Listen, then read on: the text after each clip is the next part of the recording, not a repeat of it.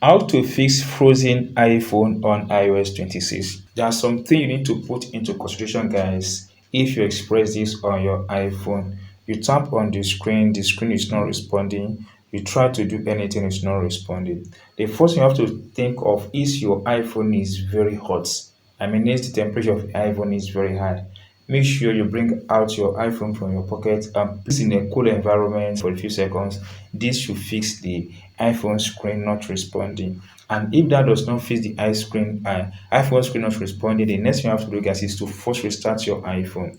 This is very simple. Tap on the volume up, volume down, then tap on the power button until the whole screen go blank completely. Wait for a few seconds, guys. It bring out the Apple logo again, then release your hand from the power button here. Wait for it to fully load. This process will fix your iPhone screen frozen on iOS 26. If you hear this tip and have not subscribed, please subscribe for more updates like this.